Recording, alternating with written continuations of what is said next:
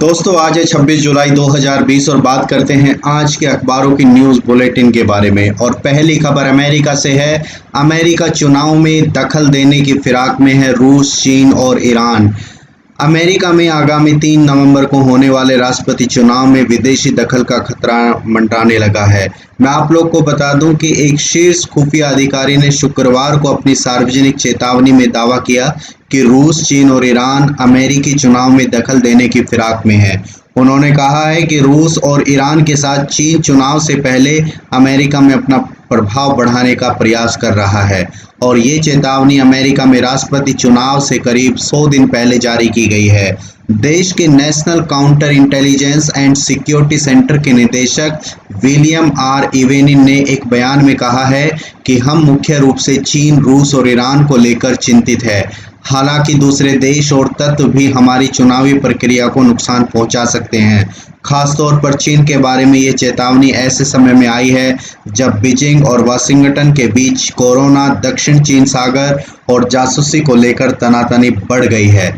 बढ़ते हैं अगली खबर की तरफ और अगली खबर में ह्यूस्टन में चीनी दूतावास पर अमेरिका ने कब्जा कर लिया है और चीनी झंडा भी वहां से हटा दिया गया है। मैं आप लोग को बता दूं कि अमेरिकी अधिकारियों ने ह्यूस्टन शहर स्थित चीन के वाणिज्य दूतावास पर कब्जा कर लिया है। ट्रंप प्रशासन ने चीन को इस दूतावास को खाली करने के लिए 72 घंटे की मोहलत दी थी और ये मियाद पूरी होने के बाद शुक्रवार शाम को अधिकारी दूतावास परिसर में घुस गए और इसे बंद कर दिया गया। दूतावास से चीनी झंडा और उसके राष्ट्रीय प्रतीक चिन्ह भी हटा लिए गए हैं। ये दूतावास 4 दशक पहले खोला गया था और परिसर खाली करने के दौरान चीनी अधिकारियों और वहां मौजूद प्रदर्शनकारियों के बीच में धक्का मुक्की भी हुई थी। मैं आप लोग को बता दूं कि मीडिया में आई खबरों के अनुसार शुक्रवार शाम अमेरिकी अधिकारी चीनी दूतावास परिसर में घुसे और 5 मंजिला इमारत को अपने कब्जे में ले लिया। इससे पहले दूतावास स्टाफ को परिसर खाली करते हुए देखा गया था और कुछ मीडिया रिपोर्ट के मुताबिक अमेरिकी विदेश विभाग के अधिकारियों को एक दरवाजे से जबरन दूतावास परिसर में घुसते देखा गया है। उनके साथ कई वैन और ट्रक भी परिसर के अंदर दाखिल हुए थे। इधर बीजिंग में चीनी दूतावास ने भी आरोप लगाया है कि अमेरिकी अधिकारी अनुचित तरीके से दूतावास में दाखिल हुए हैं और चीन के विदेश मंत्रालय ने इस घटना को लेकर अमेरिका के समक्ष आपत्ति जताई है। इस मामले में माकूल जवाब देने की बात की जा रही है। बढ़ते हैं अगली खबर की तरफ और अगली खबर में पेंगोंग झील के पास चीन ने नया निर्माण शुरू कर दिया है।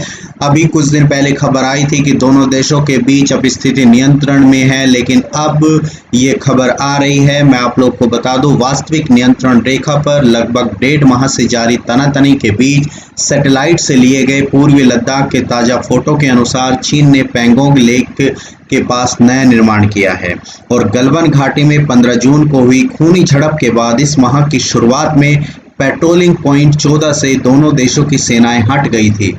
इससे गलवान में तो दोनों देशों की सेनाओं के बीच बफर जोन बन गया था, लेकिन पेंगोंग झील के पास से चीन ने सैनिक हटाने को तैयार नहीं हुआ था और सैटेलाइट के जरिए पृथ्वी की हलचल की निगरानी करने वाली अमेरिकी कंपनी मैक्सर से हासिल की गई लद्दाख की 15 जुलाई की तस्वीरों से पता चलता है कि चीन ने फॉक्सहॉक में अपना अस्थायी निर्माण गिरा दिया है, लेकिन वहीं थोड़ी दूर पर मिट्टी और पत्थर से कुछ निर्माण करने के साथ लाल रंग के तिरपाल के टेंट लगाए गए हैं। इन टेंट की तरफ चीन की और पगडंडियां भी दिखाई दे रही हैं। बढ़ते हैं अगली खबर की तरफ और अगली खबर में राहुल गांधी ने केंद्र सरकार पर आरोप लगाया है कि केंद्र सरकार ने श्रमिक ट्रेन से भी आपदा को मुनाफे में बदल दिया है। मैं आप लोगों को बता दूं कि कांग्रेस के पूर्व अध्यक्ष राहुल गांधी ने शनिवार को आरोप लगाया है कि सरकार ने कोरोना संकट के समय श्रमिक ट्रेनों के माध्यम से आपदा को मुनाफे में बदल दिया है और राहुल ने एक खबर शेयर करते हुए ट्वीट किया कि बीमारी के बादल छाए हैं, लोग मुसीबत में हैं, आपदा को मुनाफे में बदलकर कमा रही है गरीबी विरोधी सरकार।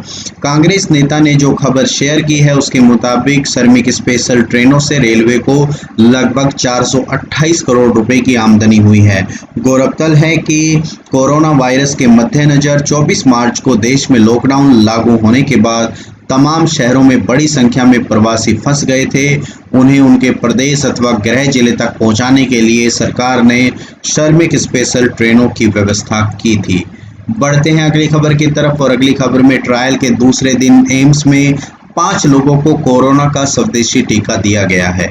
मैं आप लोग को बता दूं कि आईसीएमआर के सहयोग से भारत बायोटेक इंटरनेशनल लिमिटेड द्वारा विकसित कोरोना के पहले स्वदेशी टीके का एम्स में क्लिनिकल ट्रायल शुरू होने के दूसरे दिन 5 स्वस्थ लोगों को ये टीका दिया गया है और इसके बाद उन्हें एम्स में 2 घंटे डॉक्टर की निगरानी में रखा गया। अच्छी बात यह है कि किसी भी प्रतिभागी में कोई तत्कालीन रिएक्शन नहीं देखा गया, इसीलिए उन्हें अस्पताल से छुट्टी दे दी गई। हालांकि एम्स के डॉक्टर फोन से उन सभी के संपर्क में रहेंगे। एम्स में पहले चरण में 100 लोगों पर टीके का ट्रायल शुरू होना है और शुक्रवार को ट्रायल शुरू होने पर 30 वर्षीय युवक को टीका लगाया गया था। इस तरह अब तक 6 लोगों को टीका लगाया जा चुका है। उन सभी को एक डायरी दी गई है। स्वास्थ्य से संबंधित किसी भी तरह की परेशानी होने पर उस डायरी में उनको लिखना होगा। 1 सप्ताह के बाद उन्हें एम्स में फॉलो अप के लिए बुलाया जाएगा। उम्मीद है कि अब सोमवार को 4 लोगों को टीका लगाया जाएगा और 10 लोगों को टीका लगने के बाद सेफ्टी रिपोर्ट एम्स की आचार समिति को भेजी जाएगी।